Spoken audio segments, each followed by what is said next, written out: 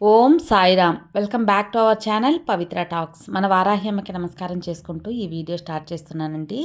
ఇక ఈరోజు వీడియోలో మనం చూడబోయేది ఏంటంటే, మన జీవితాంతం మనకు డబ్బు 16 సంపదలు కల్పించే ఒక అద్భుతమైన ఏంజల్ నెంబర్ అనేది మీతో షేర్ చేయబోతున్నాను. అందులో ఈరోజు మనకు చైత్ర పౌర్ణమి కలిసి వచ్చింది. ఆ పౌర్ణమి రోజున ఇప్పుడు చెప్పబోయే ఈ పరిహారం అనేది చేసిన పక్షంలో తప్పకుండా మనకు మంచి ధన లాభం అనేది కలుగుతుందన్నమాట. మనకు రాజయోగం కలిగించే ఒక అద్భుతమైన అవకాశం మనకు వచ్చింది అని భావించి ఇప్పుడు చెప్పబోయే ఈ పరిహారం అనేది చేసినప్పుడు మీ కోరుకున్న ధన లాభం అనేది కలుగుతుంది. ఇక ఆ యొక్క పరిహారానికి ఏం కావాలి, ఏం చేయాలి, ఎప్పుడు చేయాలి, ఎలా చేయాలి అనేది పూర్తిగా ఈ వీడియోలో మీతో షేర్ చేయబోతున్నాను. వీడియో అయితే స్కిప్ చేయకుండా చూడండి, అప్పుడే మీకు క్లియర్గా అర్థమవుతుంది. మనకి ఈరోజు పౌర్ణమి కదండి. పౌర్ణమి ఈరోజు పూర్తిగా ఉంది. అంటే పౌర్ణమి తిథి ఉదయం 4:30 నుంచి రేపు ఉదయం వరకు మనకు పౌర్ణమి ఉందన్నమాట. అంటే మంగళవారం పూర్తిగా మనం పౌర్ణమి తిథిని జరుపుకోవచ్చు. ఇక మనం ఈ పౌర్ణమి రోజు ఏ సమయంలో ఇప్పుడు చెప్పబోయే పరిహారం చేసుకోవాలి అంటే, ముఖ్యంగా సాయంత్రం 6 గంటల నుంచి రాత్రి పడుకునేబోయే 12 గంటల వరకు కూడా మనం ఈ పరిహారాన్ని చేసుకోవచ్చు అన్నమాట.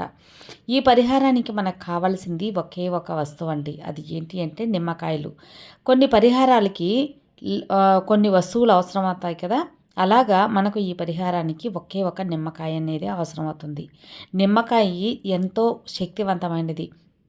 మనకు నిమ్మకాయ ఒక వ్యతిరేకతని దూరం చేస్తుంది, అనుకూలతని చేకూరుస్తుంది, చెడు శక్తిని దూరం చేస్తుంది, మంచి శక్తిని మనకు దగ్గర చేసే అంత మహిమ కల ఒక శక్తి గలది నిమ్మకాయ అన్నమాట.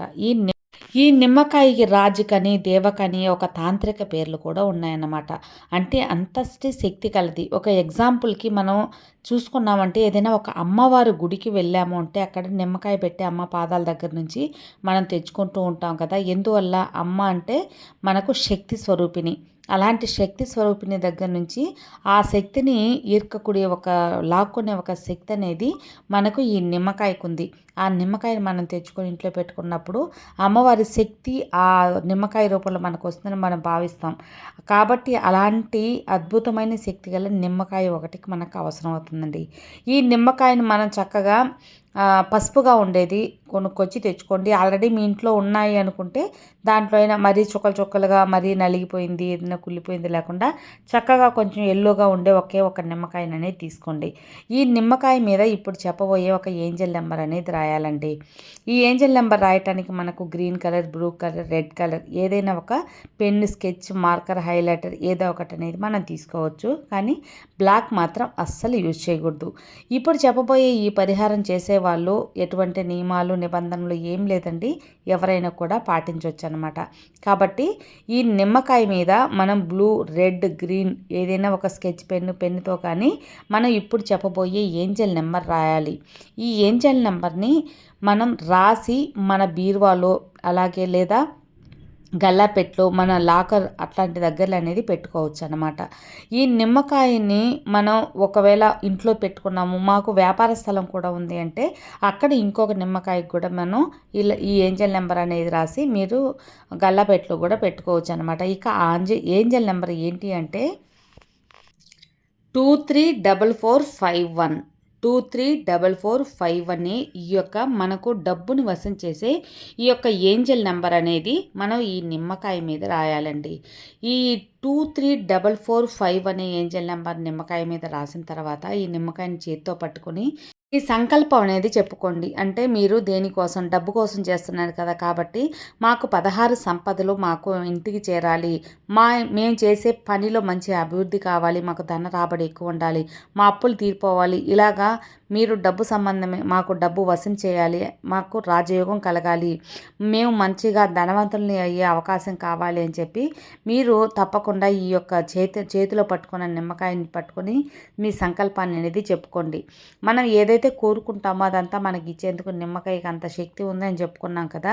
తప్పకుండా అంత శక్తి అనేది మనకు అనేది ఇస్తుందండి. అలాగే మీరు వ్యాపారం చేసేవాళ్ళైతే మా వ్యాపారం అభివృద్ధిలో 3 పువ్వులు 6 కాయలుగా కాయాలి. మాకు ఎక్కువగా వ్యాపారంలో మంచి ఆదాయం, లాభం అనేది ఉండాలి. మంచిగా మా వ్యాపారం రన్ అవ్వాలి అని కోరుకొని తర్వాత ఈ యొక్క నిమ్మకాయని మీరు బీరువాలో, లాకర్‌లో లేదా గల్లాపెట్టెలో ఇలాంటి దగ్గరలో డబ్బు ఎక్కడైతే పెట్టుకుంటూ ఉంటామో అక్కడ అనేది పెట్టేసుకోననమాట. ఇక పెట్టుకున్న తర్వాత ఒక 3 డేస్ తర్వాత ఆ నిమ్మకాయని చూడండి. గల్లాపెట్టెలో పెట్టుకున్న, బీరువాలో పెట్టుకున్న. ఒకవేళ బాగా డ్రైగా ఎండిపోయింది అనుకుంటే నో ప్రాబ్లమ్ అలాగే ఉంచేయచ్చు. లేదు కొన్నిసార్లు ఏంటి అంటే అది మెత్తగా అయిపోయి కొంచెం వదవదన కుళ్ళిపోయినట్టు అయిపోతుందనమాట. అలా అయితే మాత్రం మీరు భయపడవద్దు. అక్కడ ఎక్కువగా వచ్చి మీరు ఎక్కడైతే పెట్టారో ఆ ప్రదేశంలో ఎక్కువగా కొంచెం నెగిటివ్ ఎనర్జీ ఉందని భావించి మళ్ళీ ఒక నిమ్మకాయ తీసుకొని ఇదే ఒక నెంబర్ని రాసి మీరు మళ్ళీ అదే ప్లేస్లో అనేది పెట్టండి. ఎండిపోతే మాత్రం అలాగే ఒక 1 మంత్ కూడా అలాగే వండుకోవచ్చు. మీరు ఈ పరిహారం చేసిన ఒక 2-3 రోజుల్లోనే మంచి మార్పు అనేది మీరు చూస్తారండి.